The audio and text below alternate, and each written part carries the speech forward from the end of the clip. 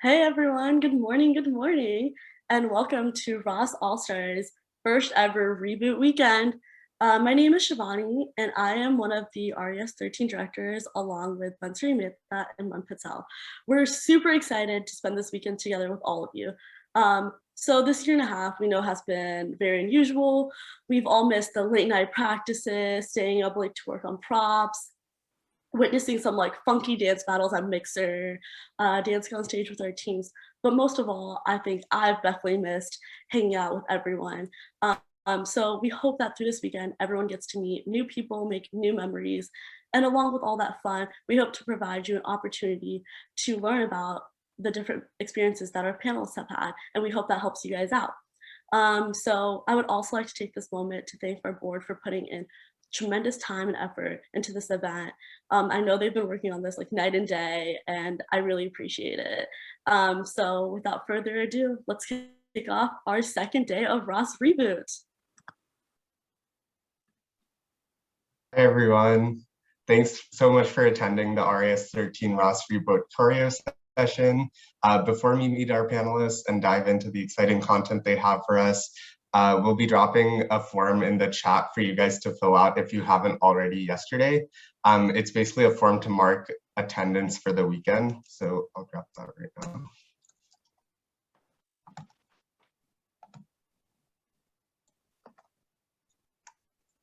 Cool.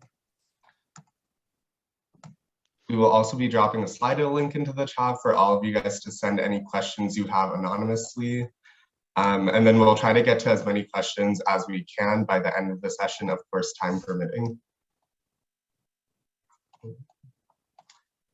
And then, so for this session and all of the other sessions this weekend, we ask that you maintain proper session etiquette, which includes remaining muted unless prompted by one of our panelists or board members, and of course, being respectful in the Zoom chat. We would also love to see all of your faces, so if you feel comfortable doing so, please turn on your cameras. And then now we'd like to hand it off to our incredible panelists for this session, Arvind, Suhani, Amalika, and Shruti. Introduce yourselves as the floor is yours. Okay, so wait, you guys can hear me, right? Yeah, okay, so looks like it. Okay, I'm Arvind Jayakumar. I danced on DSD from fall 2016 to the end of the 2019 season. This is the choreo panel, so I was really involved in choreoing Mario Year and Circus Year, and that's it, that's me.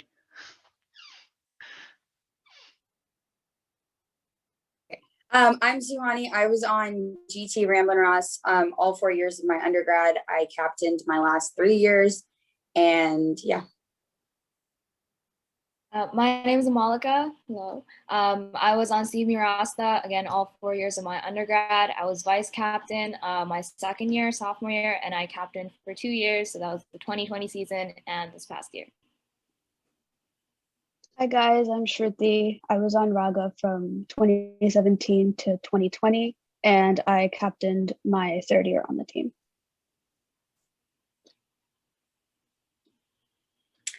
Okay, so just to jump into it, we wanted to start off with kind of giving a high-level overview of what we all consider choreography, and when it comes to creating a set, what are the different components of choreography. So we kind of start at the very top with individual movements, and we define this as any of the footwork you do, your arm movements, the angles you hit, the heads that you do that correspond to the moves you're doing, your facials, your just body in general is all the components of individual movement.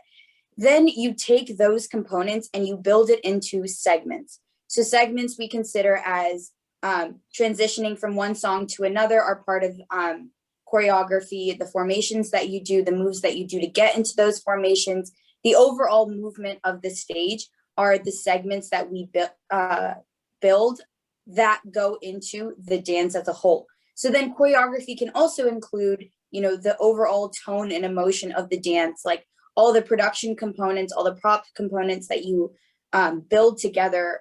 All of these things build into the overall dance, which is encompassed by choreography. Just one more thing to on the previous slide, if possible. So when you consider all these things, one of the big takeaways that we wanted you guys to have was that you should never focus on just one thing. Never focus on just the individual movement, right? Consider, how does this movement fit into the overall 8 to 16 count segment I'm setting up? Maybe this movement looks really nice, but it makes it really hard for the formation change we have next, so we can't do it, and you have to make something maybe slightly easier. That's how you consider segments, right? And of course, you should always be thinking at the highest level, right? Like, what does this segment, what does this choreo look like in the scope of our entire dance? Maybe you had 3 really similar segments right before it, so it's not really good to put it here, but the exact same idea could look amazing if it was later in your dance. That's the idea. You can't think of choreo as just one level. You have to consider all these different factors to make sure your dance looks nice from the whole perspective, like from the audience viewing it in a one-time stage performance.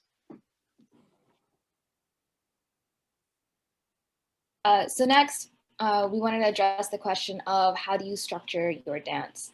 So first and foremost, when thinking about structure, we typically think about the physical structure of the piece, so what songs are going where, and the overall pacing of your piece. So that means kind of the ebbs and flows, the highs and lows in terms of various segments that we were talking about in the last slide, and how they all kind of fit together. We'll talk about that a little bit more as well. So first and foremost, it might seem like there's some kind of magic formula, but there really isn't any one formula for any piece. A lot of it is dependent on what the piece needs, what your own team needs, and what you have flexibility with.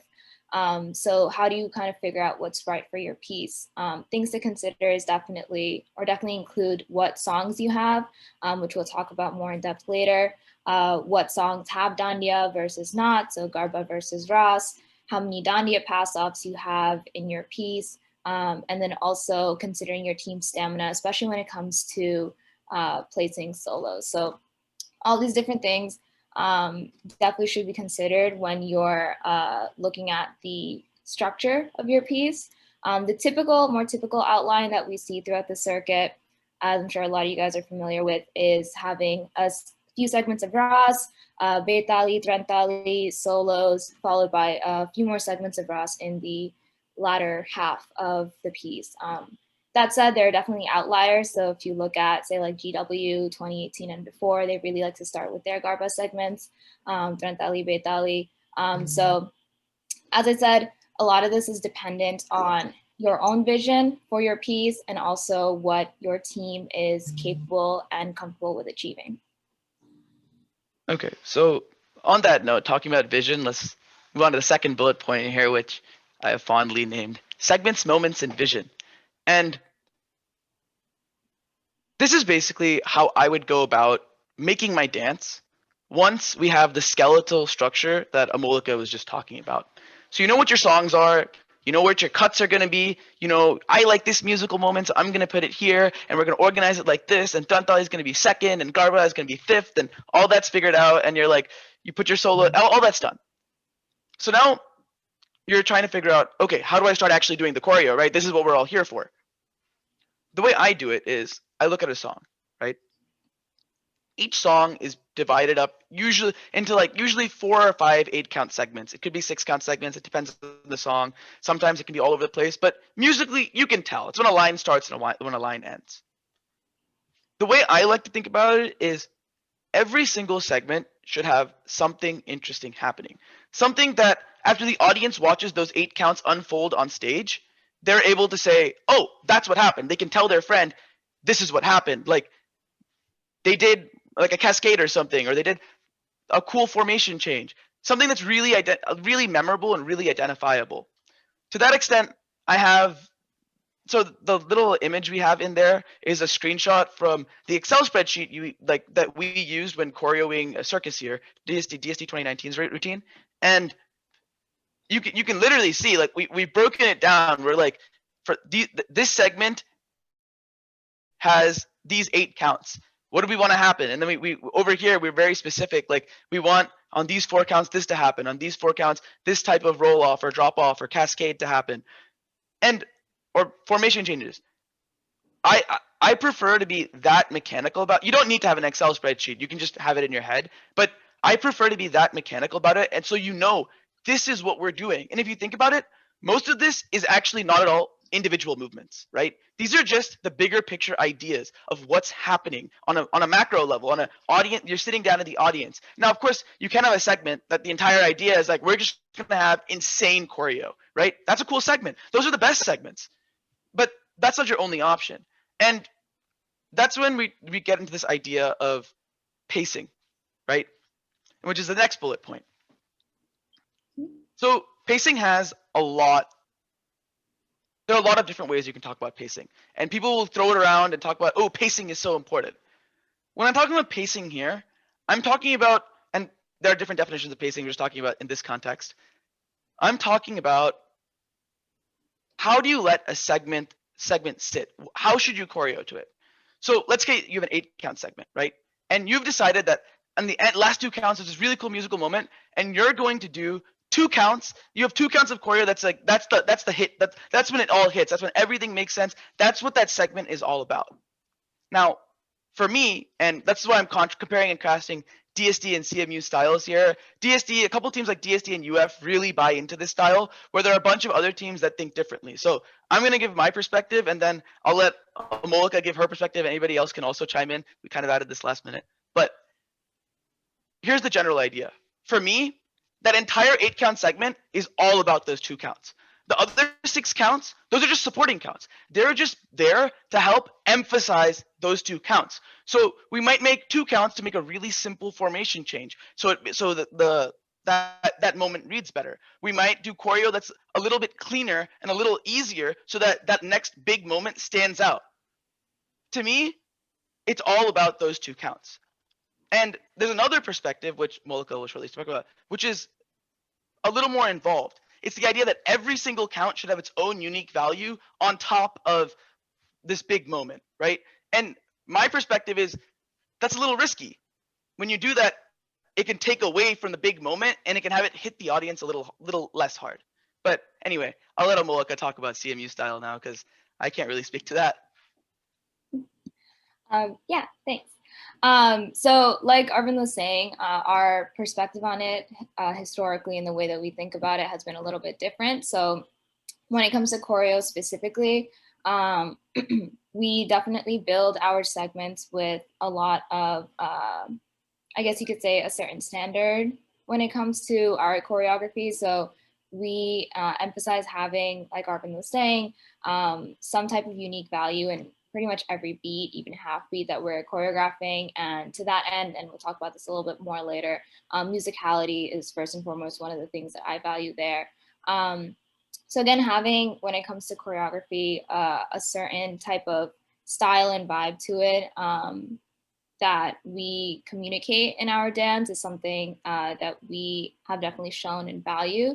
And I will say, like some of the things that we've been talking about when it comes to doing like more creative or unique or like easier choreo, a lot of this is taken from the perspective of the audience. So it's not necessary that the choreography is super easy for the dancers to do, but rather I would recommend at least thinking about it more, what is easier on the eye or what appears as more intricate or creative or unique when someone is watching, rather than just when you're dancing it.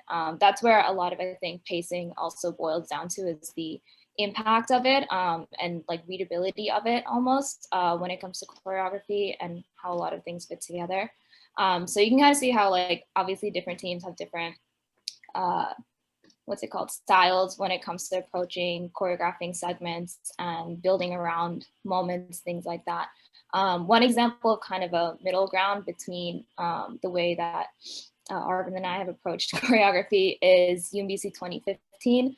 So they have a lot of the kind of building around moments that Arvind is talking about, but also that kind of intrinsic like segment, and like even like broken down a little bit more like 4 beat, 2 beat, 1 beat kind of uniqueness aspect to their choreo. I can feel like that. By the way, guys, everything is you can see on the slide, everything is hyperlinked. So I believe this will get sent out. So if you guys want to see what we're talking about when you get it, you guys can just click on it. Okay, sorry, go ahead.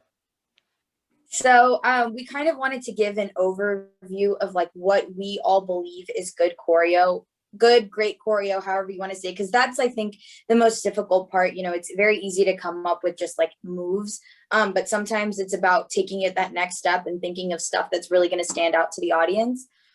So my perspective on like choreography, and this is more of like the individualistic moments mixed together with segments, is you want it to be engaging and interesting. You never want to just be thinking of 8 counts of choreo and be like, yeah, we're just going to stand there and do it.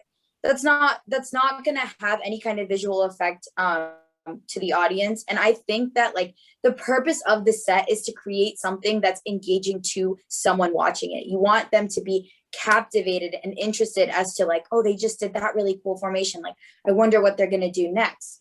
And we kind of touch this like barrier where people seem to think that like good choreo is just complex choreo. And you know, it can have, you know, you can add in like faster choreography. You can try and hit those half beats and those quarter beats, but great choreo is more of like how creative you are getting with your choreo and not how complex you're getting. It's not just about doing, you know, the hardest move that, you know, someone's like, oh, wow, that was really cool. It's about how you can combine an aspect of the move you're doing and the movement you're doing with it, and how everyone on stage looks at the same time.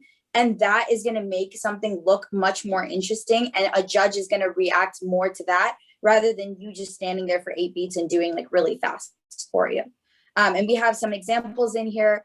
And personally, another thing that I really like about choreography is just how unique it can be.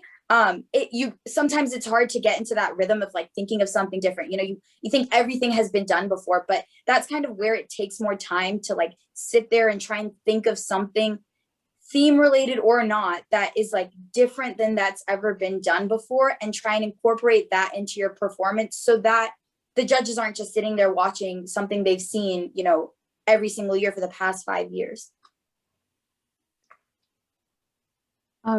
Creativity also isn't just about putting something on stage that no one's seen before. It's perfectly fine to watch a performance and, you know, take inspiration from what another team is doing. So you can always rework something that you really liked.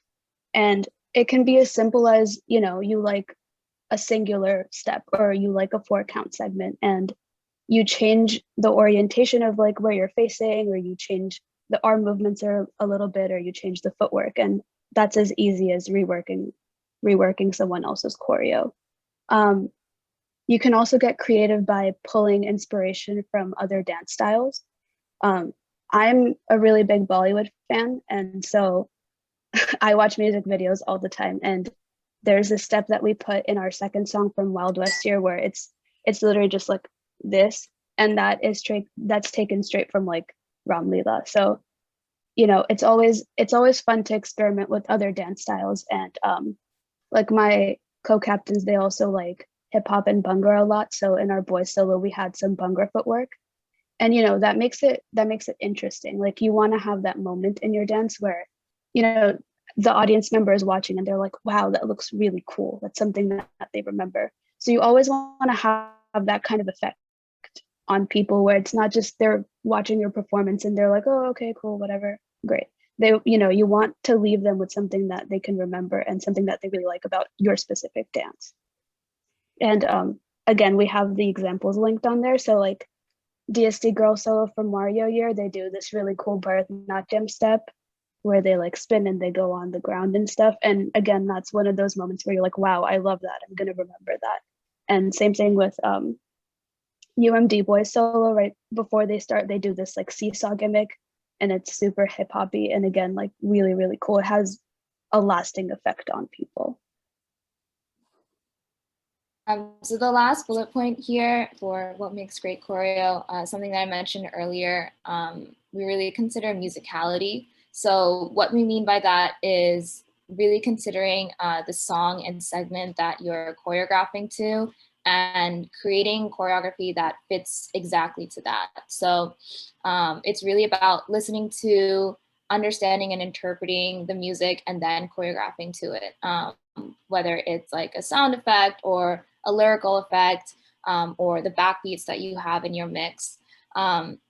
So having that level of musicality, say for example, you have, what's the word? So you have a kind of lyric that kind of goes up and then comes down. So you have like a 1 and 2 and 3 and like up and down, really like kind of embodying that in the choreography that you're creating. You really want to make sure that the choreo that you're creating is for your own piece, right? So even if you are inspired by other people, you want to be able to rework that and bring forth something that is still creative and unique, and directly applies to the segment and piece that you are creating.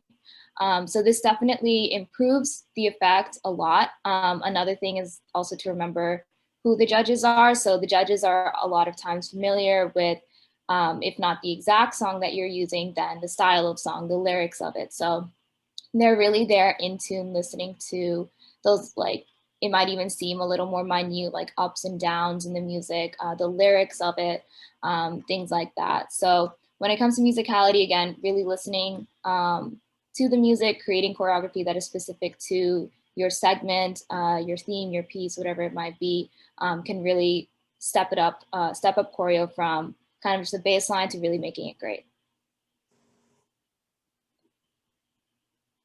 So considering the fact that you have a theme in mind, when you go about picking your songs, you wanna define what vibe you're going for. So if you have a theme that's super playful, then you're gonna want to pick songs that are more upbeat, a little more happier sounding.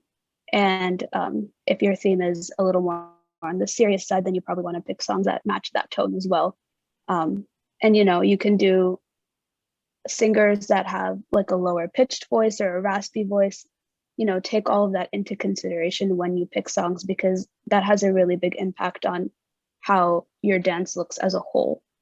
And you want to look for these things called musical moments. So when you listen to a song, there should be a point in it where you think, oh my God, like I can do something really cool here. And it might be it might be like a beat change where there's a bunch of drums and then the beat drops, or the singer changes from a male to a female voice and you can do like a partner choreo thing there. Or you just think that there's something different going on where you can put something, again, like really creative. And you want to listen to the song over and over again and make sure that what you're picking fits in with your theme and with your dance as a whole. Definitely some other things to consider, stylistic diversity. And what we mean by this, it is kind of a lot of different things when it comes to the style of songs and how they fit together as a whole. So you might find single songs that you really like here and there, but really, again, like we've mentioned before, taking that kind of macro viewpoint and seeing how songs especially fit together throughout your whole piece, how they contrast songs that are next to each other with one another. So things to consider here, things like tempo. So, and again, we've linked like examples in all of these. So when it comes to tempo, you can take maybe your Tali or Trantali, if that's right after a Raas song, that was really high energy, fast paced, taking one that's a little bit slower, and that contrast in and of itself kind of highlights each one in its own regard, and you're able to bring something different with that second song than what you did in the first one. Another thing, again, like singers, we've listed a bunch here, popular ones that people look up and use in a lot of their songs. So again, looking at singers, male versus female, how they sing, the vibe of the song overall, and how those kind of contrast with each other. And then again, looking for unique instrumentals, something that brings something kind of new and elevates the song itself. Kind of going along with that, originality is also something that we definitely keep in mind. So the reason that you definitely want to be original, and what we mean by originality is picking songs that haven't been done before or have only been done maybe once, maybe twice. Bringing in new songs into the circuit kind of gives you a leg up in that you're already starting at a baseline with something unique, right? A new, unique song that hasn't been done before.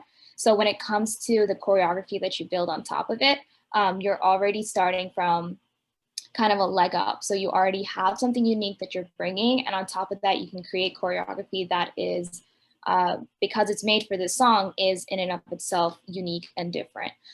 So this again brings something new to your piece. It pushes you as a choreographer to be continuing to think about new and innovative and unique choreo that is intrinsic to the song. So it definitely helps elevate just from the get-go what choreography you're creating. Another quick thing to say about originality. There was a question that's in the Slido, and I just figured it's better to address it now. Somebody asked, how many obscure songs do you want to have? And I would say that's not, rather than thinking how many obscure songs do I want on a track, I think a better way to look at it is, well, you do want a couple popular songs, right? You want at least 2, 3, maybe 4 that people can latch onto, people have heard, it's a good callback. I would say once you've hit those, everything else you can do anything you want. Like more obscure songs, that's great. But make sure, don't pick a song just because it's obscure. Pick a song because it's good. If it's nobody's heard of it before and it's original, that makes it even better. But don't say we need to have 4 obscure songs and just put 4 in. Make sure your songs are good first, and then it's just much better if they're less known or completely original. I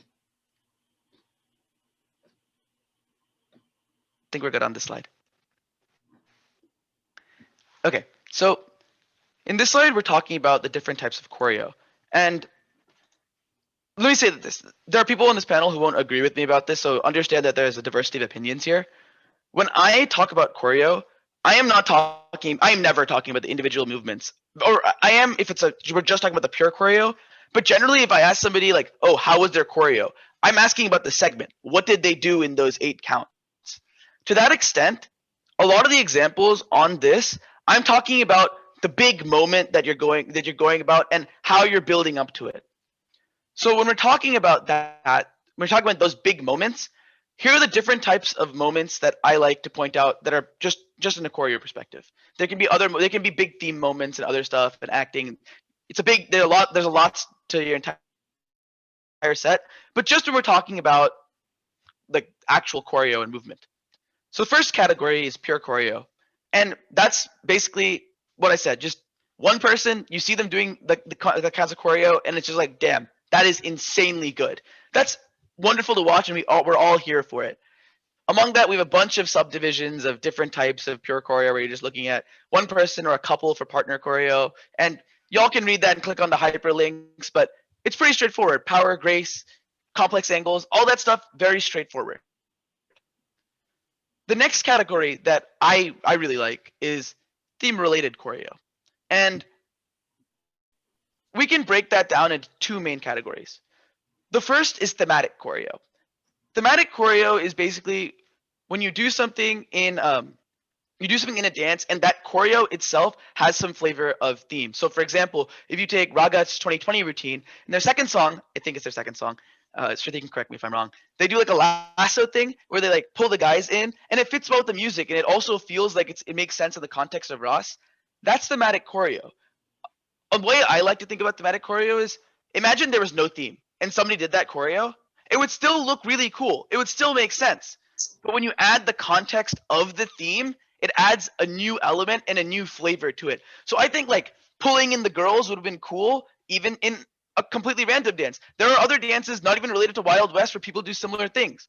But in the context of Wild West, it's elevated and increases your immersion in both the set, the theme, and the dance overall. Then there's prop choreo, which is also a subset of theme-related choreo, right? This is pretty straightforward. It's when somebody brings any prop on stage and starts dancing with it. To me, prop choreo can go either way. I would personally say don't use a prop if you're just having it for the sake of ticking off something on the rubric. I would say get a prop in because you can do something new with it. The long staffs that people use in boys solo, you can do cool choreo with it that you can't do anywhere else, right? You never have a staff, right? You can spin around, twirl it, hit people, do a bunch of cool things. And that's a good use of a prop. The best use, in my opinion, of a prop that I really liked was CMU 2019's Fire Fans. I thought it was really cool the way they swung it. I thought it really looked like fire. That's just a personal taste. I'm sure there are people who disagree with that, but I like that. And one more thing to consider when talking about theme-related choreo is if you use sound effects associated with that theme, like for example, there's like a whipping sound effect that I think Raga uses when they do their lasso thing. It really adds some extra character to your choreo, and it ties it in so nicely because you're getting the audio and the visual and the creativity of the theme. It really makes the moment so much better. So then the third bullet point, formation moments. Now, maybe the formation panel won't like this, and this is my hot take. But I think formations are just a subset of choreo. I don't think it's possible to split up choreo and formations as two separate things. For me, it's all about the segment. And the segment is combining the formations, the choreo, the big moment. It's combining it all together. And that is what builds a segment. So to that extent, it's obvious that you're going to have formation moments. And this is exactly what you're thinking about. Those cool things in Trantali where people do something really cool in a circle, or like a really nice transition where like a group of people rushes forth and like people break apart and it's like parting the sea. There are infinite formation moments that we could talk about here. But to me, that's a segment, right? And so if it's a segment, it's part of choreo and it's an R panel to talk about here today. So that's why formation moments is there. So lastly, we have stage effects. And stage effects are, it's a really general term. It's not a great thing to say, but it's like the best example I can give you are like, the circuit has infinite terms for this, but waterfall, roll off, drop off, cascade, the thing where one person does one thing, the next group does the next thing, and the next group does the next thing. That is like, the idea is that the individual doing the choreo is not what it's about. It's about how the effect carries across the entire stage, right? And that's what I call a stage effect. There are so many examples. Like if you want to look at CMU 2019's earthbending gimmick in their second to last song, or maybe it's the when their Raas starts again. Somebody jumps up and hits the ground, everybody pops up like their earth. That's a good example of something that's a stage effect and it's also theme related. So you can mix and match between these and come up with really cool ideas, but it's basically a motion that involves everybody. And I want to add to just this choreo idea is like, keep in mind that everything we're mentioning has to be done together. Like you have to, we talked a lot about musicality of picking songs and picking songs that are related to your theme.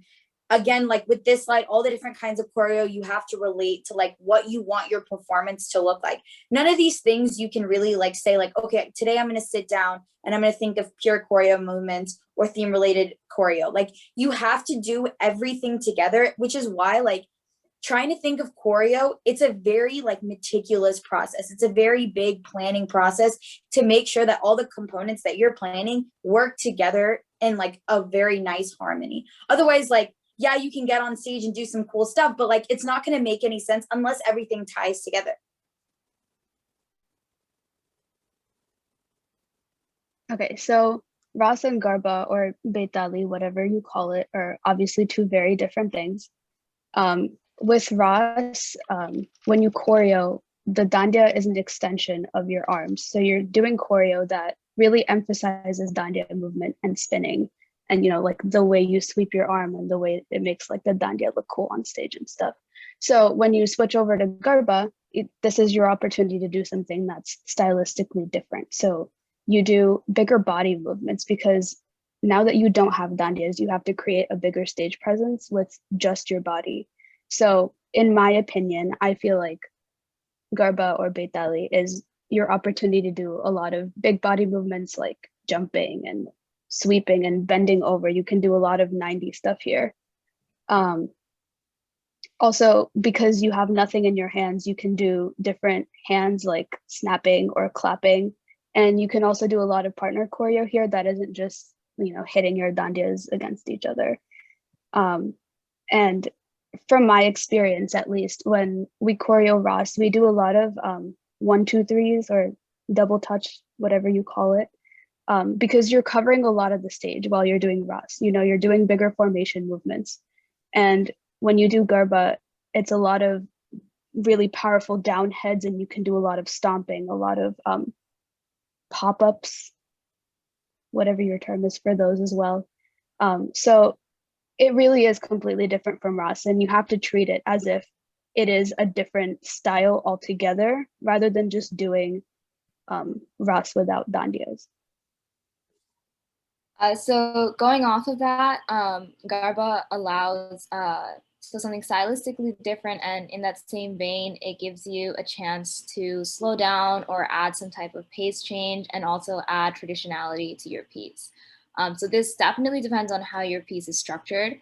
If you take, for example, you have, again, a fast-paced Raas song with a lot of faster-paced choreo, high energy, choosing a slower-paced Garba song that maybe is sweeter or even has kind of that like darker, more intense, slow vibe to it, can add a lot in terms of that contrast, like we were talking about earlier with picking songs.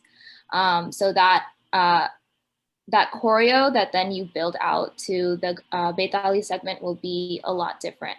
And this again helps add pace change to your piece. So a lot of Garba songs, even in general, tend to be a little bit slower tempo. There are more that have more of that like sweet vibe, which can be very different from Raas and the other songs around it.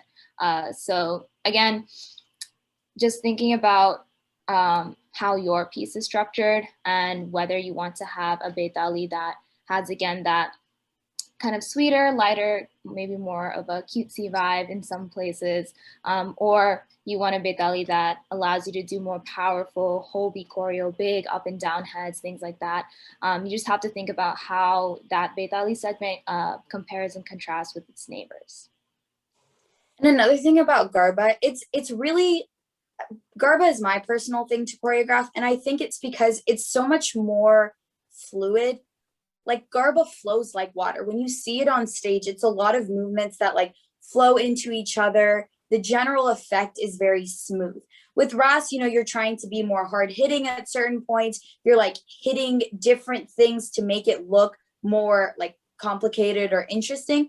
But with Garba, you're trying to make everything flow together. So that's how it's like so stylistically different from Raas. And we don't try and make your Garba like a Raas piece just without dandias. Like you want it to be very different. Otherwise your whole dance is just going to look the same. Your whole dance isn't supposed to be just Raas with some parts no dandia, some parts dandia. You want to make it a lot different. And one of my favorite things about Garba is just the planes of dancing vary so much more. You know, you do upright choreography, you do bent over choreography.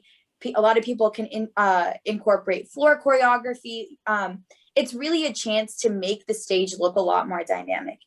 And on that note of like why Garba is different, the ability to use props also increases dramatically because you have nothing in your hands. Picking things up and interacting with it makes it so much easier. So like this past 2020 in GT set, in our Garba, in our Betali, we like the girls picked up backpacks and like came on stage and danced with it. And it's stuff like that where like it's not just like holding the prop, it's dancing with the prop, integrating that prop into your choreography that, you know, really stands out and makes the set look, that song and segment look different than anything else you've done. And judges really respond well to that because you're not just, you know, picking something up and putting it back down. You're dancing with it. You're integrating it more intricately into your dance.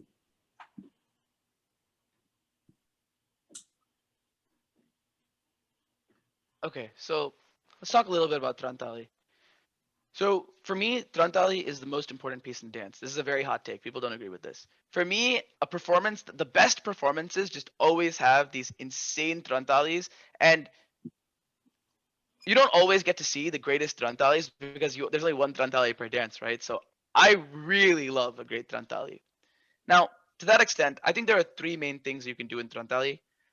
We bullet pointed them, so I'll go over them quickly. The first is the basic thing, right? It's traditional Trantali arm swinging choreo. You know, it's just like boom, boom, boom, boom, all the fun stuff, all the fun stuff. And some people might tell you, oh, everybody does that. You don't need it in your dance. Wrong. You need it. I mean, okay, that's a bit of exaggeration.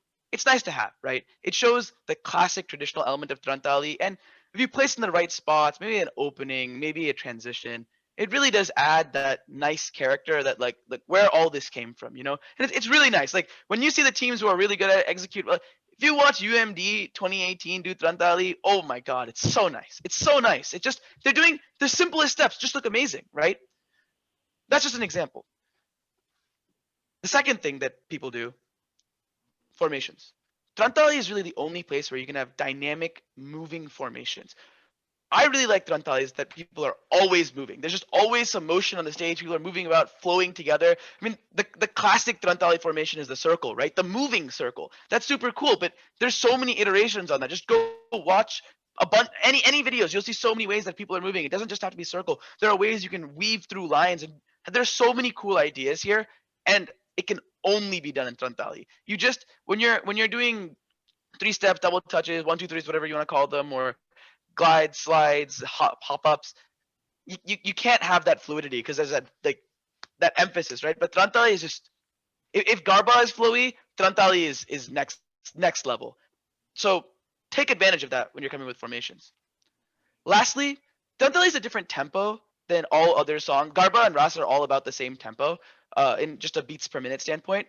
But Trantali is very different. It's either some people say it's slower or faster. They're just having the BPM or doubling the BPM. It doesn't really matter, but it's different. That's what matters, right? And to that extent, you can do things in Trantali choreo-wise that you can't be done. And there are lots of examples of people taking advantage of it, doing cool hip-hop-esque things. Or there are a lot of examples that I'm not thinking at the top of my head. And if you go through the examples links we have, I'm sure you'll see that. But you can only do that in Trantali, so you should take advantage of it and do it here. And I think those in general are the 3 things about Trantali. One other thing I'd like to note about Trantali is I think a lot of teams, and there are teams that do this, and people can easily disagree with me, but this is what I tell my newbies and freshmen. Some people like the Trantali arms to be straight and rigid and like do it like, so I can't do it. I'm wearing a suit, so it's not possible. But what I tell them is you want to be loose. Have your arm straight out, tighten everything, and then relax it. That is why I like to be the basic Trantali arm. Now, it doesn't mean you let it limp. You're still holding it there firm and poised, and you still want your swings to be big, but I think it really adds that extra element of fluidity. Trantali is loose, but still it has that definition. So I really like Trantali. The examples, this is not an exhaustive list. There are infinitely more amazing Trantalis. There's just a couple off the top of our heads that we threw on there, but it's in no way, we're not telling you that these are the best Trantalis or anything. So next we're gonna move on to talking more about solo segments, which a lot of teams have in their piece. So girls solo and guys solo, and kind of how to make these solos stand out, be different, be interesting from everything else that you have going on. So first and foremost, solos are character pieces. So they can add a lot more in terms of tone, character, personality that other segments can't. So I'll talk a little bit about girls solo. And the example we have here is DSD's 2019 one. So they have a lot of personality and character in there that is kind of specific to their girls solo.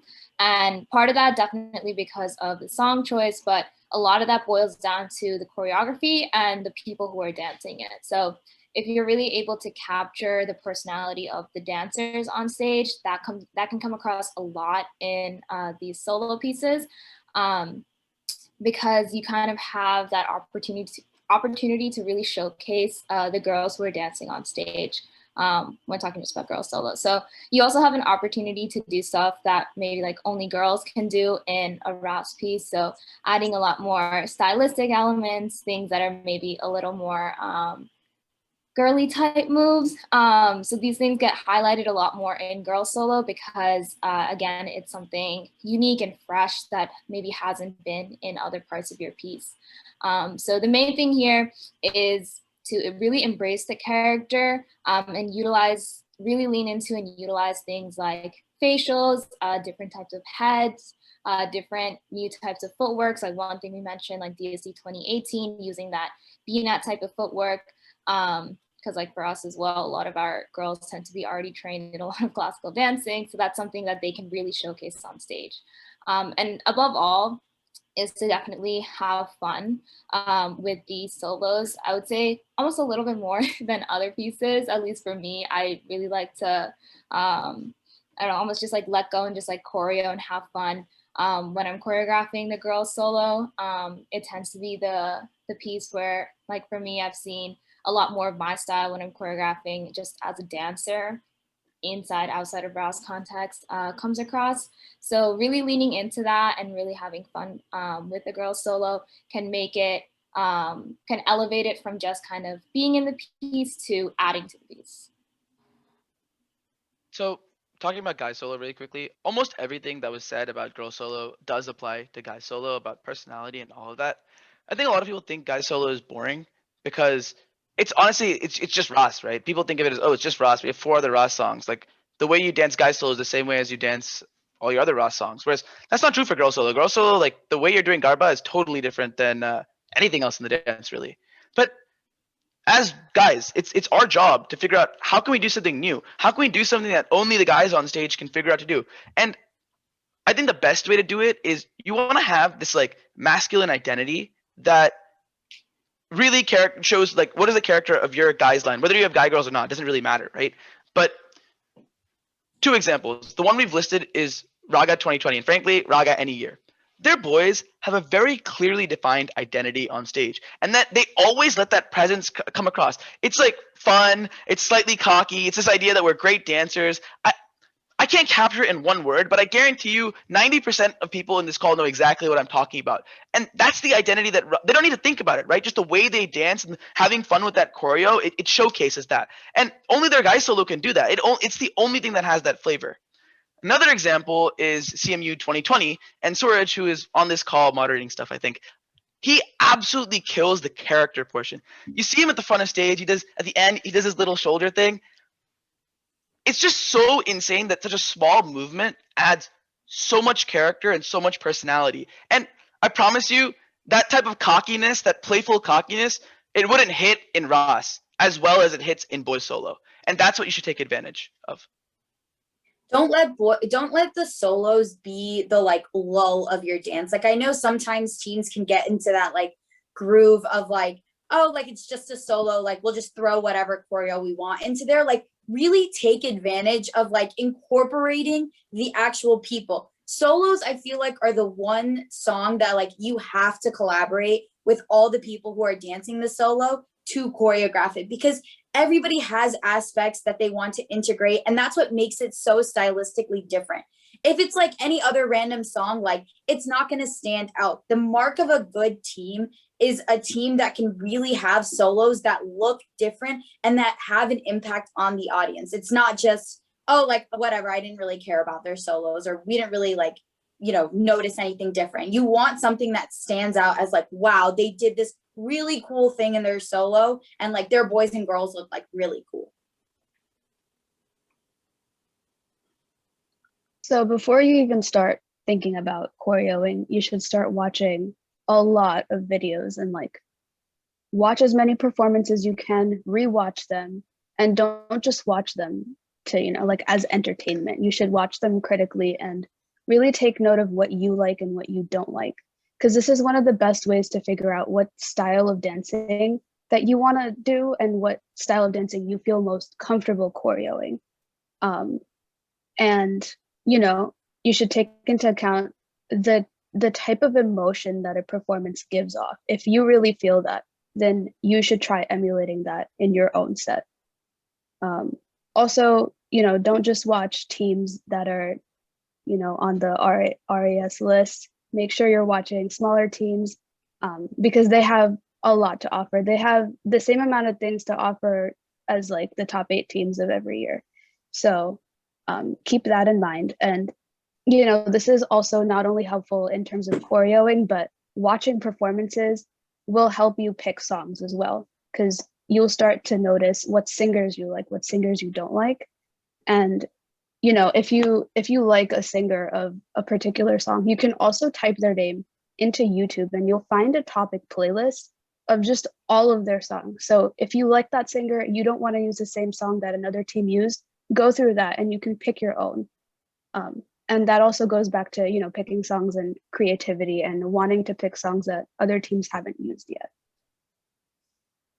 So going off of that, when talking about videos, so definitely like Shruti mentioned, watching to be critical is kind of the next step when it comes to analyzing pieces, and helps you a lot when you're starting to make choreo. So kind of what I recommend there is to watch, like Shruti is saying, teams of different like flavors, top 8, not top 8, or whatever that means. And then also, as you start to watch more videos, you also get a feel for the choreography styles that you like and gravitate towards, and ones that maybe you disagree with a little bit more than others. But definitely make sure that you're pushing yourself to branch out. So don't fall into that trap of just watching the same teams that you know or the same choreography styles that are similar to yours. Really take time to watch that diverse range. So choreo you like and know, choreo that you don't like and know, and identify not only what it is that you like and don't like, but why.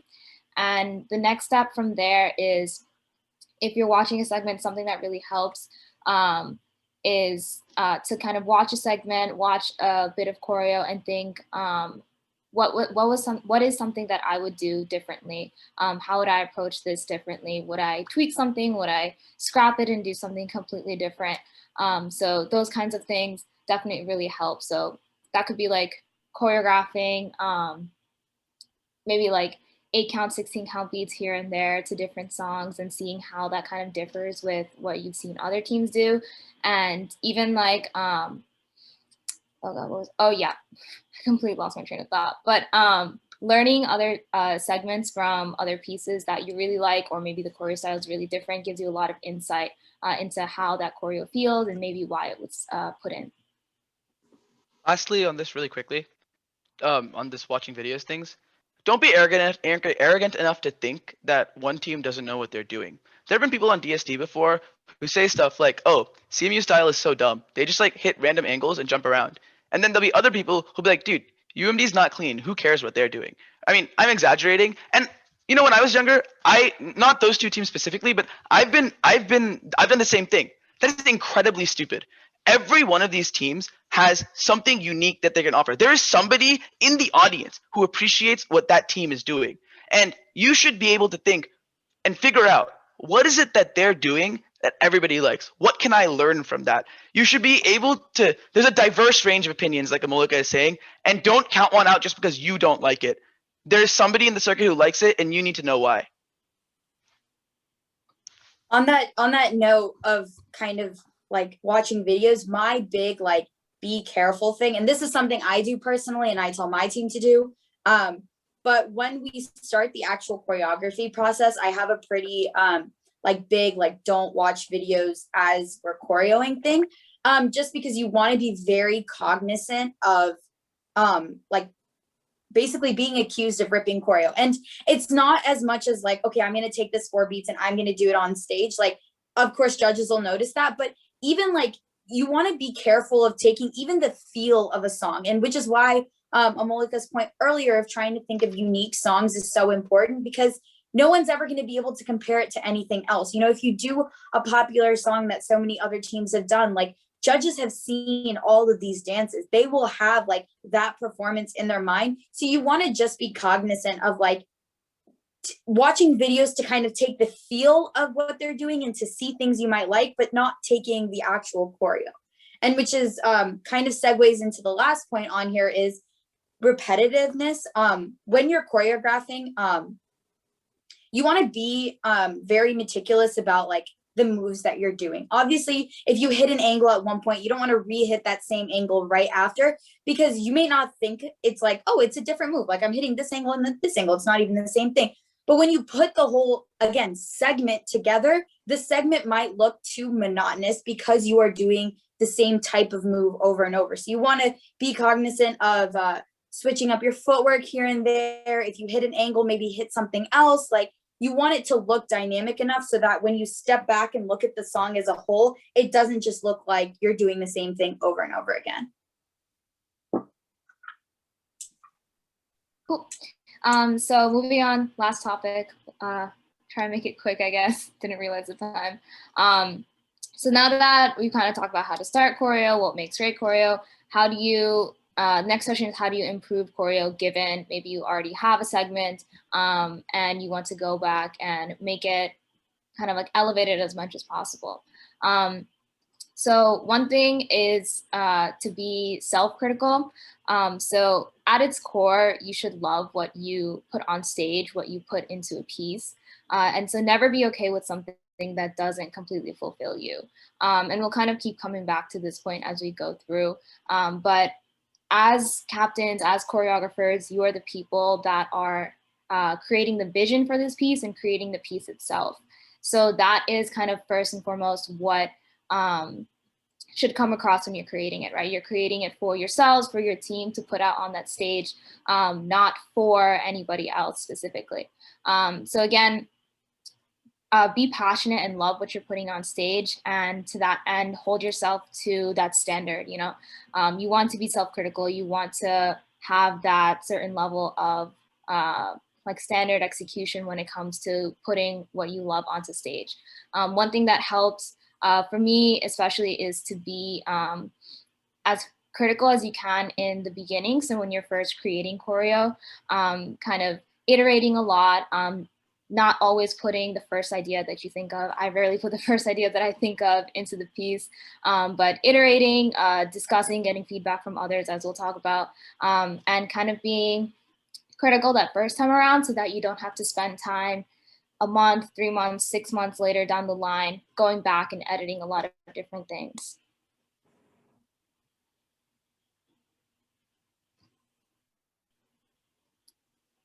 Oh, Arvin, You're muted. Oh, okay, sorry. After you've been self-critical, right? At some point, you've watched it too much, you can't criticize it properly. It's gonna go on stage, right? I think the best way to gauge is audience reaction. There might be something that you did that you didn't think was that great, and boom, the audience will pop off, and you'll be like, well, looks like we can't remove that. And then there'll be something else that you thought was amazing, and it'll be the exact opposite, right? The crowd won't go off, and you'll be like, I guess I read something wrong. So I think ultimately audience reaction is the biggest test of whether something is good or bad, because I mean, you're making the dance for yourself, right? But to see how it impacts, audience is the most fresh viewpoint. If you have a supportive alumni network, you should definitely take that into account. And, whether it's asking them if they like your theme or like sending them a 10-second, 30-second segment of your choreo, they'll always be happy to help. And they're going to tell you whether something looks good or not because they've gone through the same experience. And again, like take their comments with a grain of salt because you might have worked really hard for this like one move that you're really excited about and they don't like it.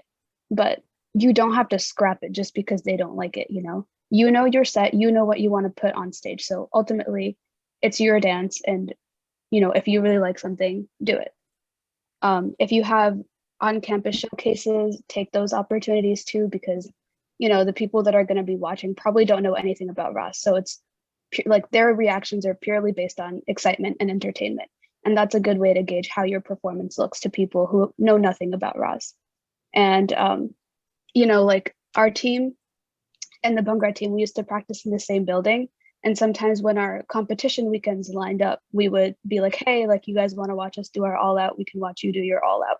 And that's also great because there's a certain sense of like hyping up going on where you're getting really excited. And, they're also in a position to be like, oh, this looked good, this wasn't too exciting. And so having a fresh pair of eyes to look at what you're doing is really helpful. Also, the final point, judges' comments. This is kind of like the big point of like throughout the season when you're going to competitions and you go to a judges meeting and they just lay it all on you. We always say, and like we have all agreed that you have to take everything the judges say with a grain of salt. So the judges like are watching your performance for the first time. They all probably were on their own Raas team. So some of their comments might be related to how their team does things. So you want to kind of step back once you get the judges' comments and really dive into why did they say some of the things they said. If they say they didn't like a certain segment, or if they say, oh, that didn't really hit, it's not just about, okay, we're going to scrap it and do something different. Try and understand, okay, what was the purpose of what we were trying to do? If they say we were doing a theme related thing and they just didn't get it, you don't have to just completely scrap it. Try and rework, okay, how can we do this in a bigger manner to make the judges understand what was going on? If they say something like, okay, during this song, your choreography looked a bit simple, you weren't really moving, that's something that's like a little bit of an easier fix of, okay, I can, add in a formation or I can add in a transition or something like that. But you really want to take everything the judges say and parse through it so that you can understand what you actually think is feasible and like important for you to integrate, because sometimes they might not like something, but you really, really like it. So it's just about minor tweaks that can help it. On that same note though, you can't be afraid to rework your piece. I think like for me on GT, like my first 2 years as captains, when judges would give us comments, we'd be so afraid of redoing a song or redoing a huge chunk of a song because we'd be like, our dancers just like won't pick up the choreo again. Like if we change a lot of stuff, like it's just gonna look really messy. And I think that was the big shift for us to become a better team is we really need to understand why the judges are saying these things and then implement them in a way that we find feasible and that will still take into account what they say. If they say this song just like wasn't that great, okay, that's fine. Let's try and take the components we thought were strong in the song and rework it in a different way so that the overall effect is better. And your dancers will understand that, like they will pick it up as well. So 2 last closing notes on that. This is going into the Q&A and it's related. We have that bullet point reach out after. You can reach out to anybody in the circuit, literally anybody, and they will talk to you about their dance, your dance, about Raas for hours on end, even if they like left the circuit 4 years ago. I promise you, if you have like a favorite dance that's from 2015, if you reach out to one of those captains and you talk to them, they'll be like, oh my God, you want to know my dance? Let me tell you all about it. Did you know that in the girls' solo, this, and this happened? People thought that this person choreographed this, but actually it was me. And a bunch of stuff. People want to talk about it. Reach out. You will learn way more than anything you learn in this panel about specifics and things in general, and you'll get more specific viewpoints. Lastly, as a whole for this entire thing, we've been saying this a lot. Take everything with a grain of salt. That applies to this panel as well. Everything we're saying, we're acting like it's true. We're trying to pretend like we have balanced opinions, but we're probably only covered 20% of the opinions that exist in the entire circuit. It is your job to be critical and think, they said something. Do I actually believe in that? Why should I believe in that? Why are they right? And you know, if you have questions, you can always message me or anybody else on this panel and ask us to be more specific. And maybe you'll find out that you do agree with us or you don't. But don't just accept something. Don't accept something as true just because we said it or because anybody said it. Ultimately, at the end of the day, your dance is for yourself, your co-captains, and your team. And nobody else really matters.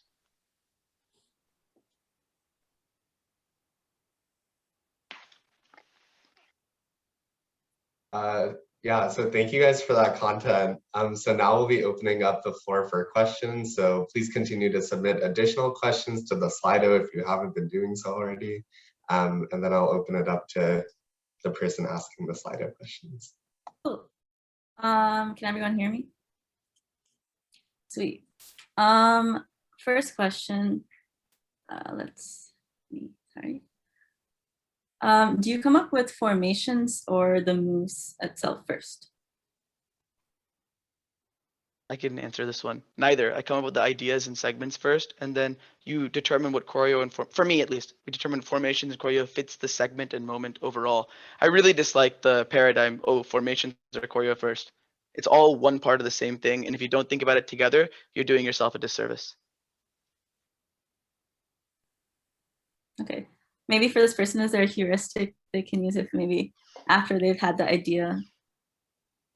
So I guess getting like, yeah, so when you're starting to do choreo and formations together, I think it's important to remember like if you're going to be doing a formation, you have to think of choreo that's going to help you move into a formation. So if you're trying to do like a big sweeping stage movement, like doing double steps would be something you would think would be easier because then you can move further across the stage. If you're doing something more stagnant in a formation and you want to like slightly shift the formation, you don't have to do as big of footwork.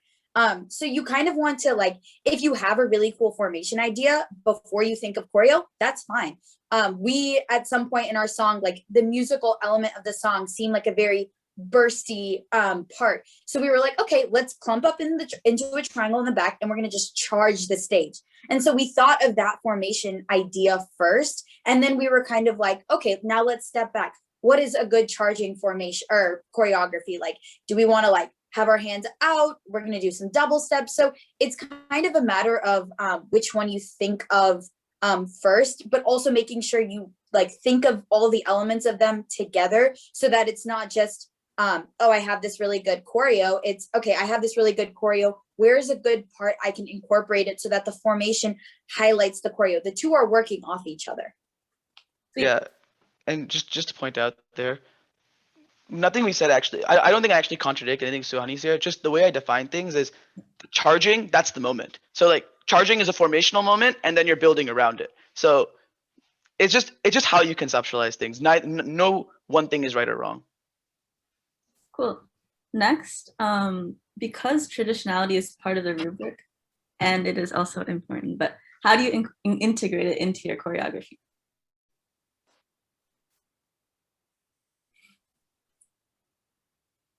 Okay, I'll say this really quickly.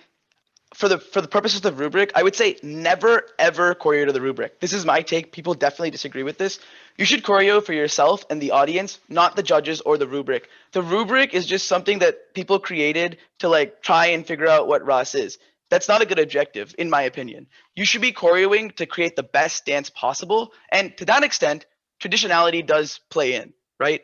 And it's difficult to say what the bliss place is. I would say usually Garba or Raas, or Garba and Trantali are the two best places because it's really easy to slow down and do the things that are more traditional. I was gonna say, just to add on, a lot of traditionality can even start from kind of the conceptual phase of like creating the piece. So if you're picking a song that again maybe has more traditional, like older sounding elements that already you should be looking at that to really lean into the choreo and really use maybe more traditional steps, more traditional movements, things like that. Another aspect is also the style in which you're dancing. So the Raas that we do, like I'll give Raas especially as an example, the Raas that we do in the circuit here is a lot more high energy and intense than traditionally what Raas is, how it's done at Garba. So if you want to add a traditional aspect maybe to your Raas, or again, Betali, Trantali, take a moment to think about how you're approaching the dance. So are you thinking about it like you want to do something really energetic, high pace, or do you want to kind of slow down a little bit and add traditionality in the style of choreo that you're doing, but also how you're dancing? So maybe you're not super tense, you're creating moves that don't require people to be like super tense, like hitting very like exact angles, but maybe again, like we were talking about Trantali, you're creating moves that are a little more like swinging, you're allowing people to really lean into that style of dancing. And just as a specific thing that you can do when you're looking up, like if you choose a song to dance to, if you look it up on YouTube, there's usually like music videos for them where like people will be dancing. Those are a great place to look at like what is traditionality. Like it's hard to like, especially if you're not Gujarati, because there are plenty of captains that aren't, me. Like you want to watch these kinds of videos to get aspect, like that's what these traditional aspects are. If you watch these music videos, that's where you see people doing Trantali circles. That's where you see them doing Garba claps and like bigger swing movements. So you can kind of watch those videos and pick out moves, and that's how you can get that traditionality aspect. Great stuff. Lastly, how do you recommend multiple captains go about collaborating on choreography? Examples, like for example, if everyone is maybe there together, the routines, it might be an inefficient session. I think choreoing with multiple people is always the way to go. If you're choreoing by yourself and you're doing the bulk of the work, your entire set is going to look really monotonous because it's just going to be your style through and through. So when you're working with other people, it's okay to clash. There's going to be times where you're not going to agree on things, but that's what makes it better. It's because you're going to be adding variation in how your set looks. And it's not just going to be your style, it'll be your co-captain style or, someone else on your team, whoever you're choreoing with. So I think it's really helpful to choreo with a bunch of people. And like, it doesn't matter if it takes up more time because you want your set to look the best that it can look. And having multiple opinions helps with that. Going off of that, I also definitely usually choreograph in like a regular year with other people. Obviously, all of us like will say like there is a limit to how many people you should be having in a choreo session because after a point, then it just becomes a practice. But no, but after like you want to make sure that you're not over extending how many people are pitching in to create like a specific segment so that you can still have a productive discussion. Things that help when we're choreographing We usually have about 4 people, so our captains, vice captains. We really like to throw ideas at each other and see like, maybe have someone try something out that they like, and then someone else can watch and say, oh, this is what worked, this is what didn't. And then they flip it. So they're like, oh, can I see someone try what I'm thinking? So that helps a lot with getting that discussion started and going, and also with iterating. So again, kind of like, not always do you want to put the very first thing that you think of, but you're able to really discuss and bounce your ideas off of other people.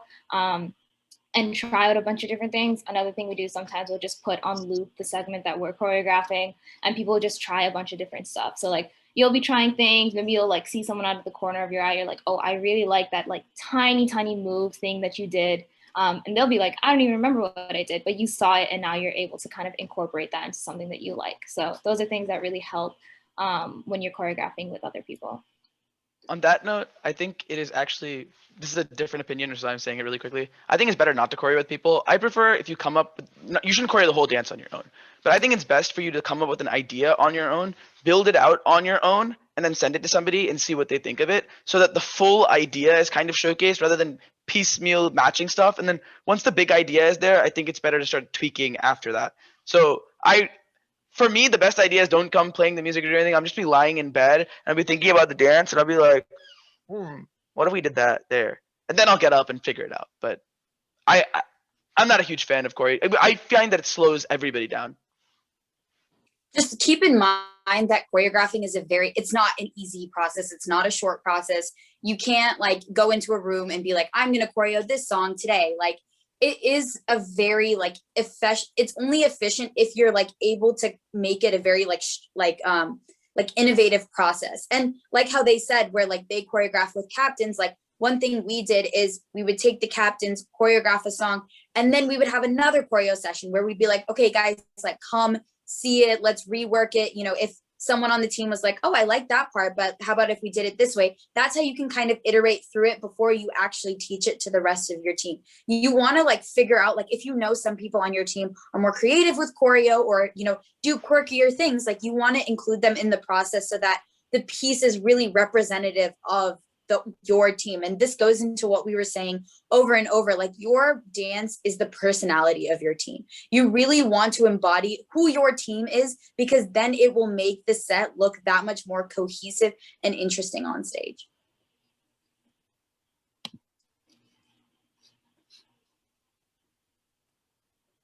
Any other questions? Or I think we're good. Yeah, Vijay, you got it. Cool. Yeah, so that wraps up our Q&A session. So we've sent the link to the presentation in the chat. So if you're unable to get to your questions, you have the presentation to like look through. And then as the panelists mentioned, just like feel free to like take advantage of the circuit and reach out to different people. We'd also like to thank you all for attending the choreo session this morning. Thank you once again for our panelists for being here and offering your incredible advice. And yeah, definitely fill out the attendance form if you haven't done that already. Thanks. Hey, guys, also take the time to thank everybody on board who did this. I think Suraj and Shruti worked with us a lot, and there was a lot of time that board members were doing the PowerPoint for us and coming up with their own ideas. So I know they're trying to be like, oh, we're removed, we're RAS, we're impartial, but they're also very passionate about Raas and they have great ideas too. So yay, board. Guys.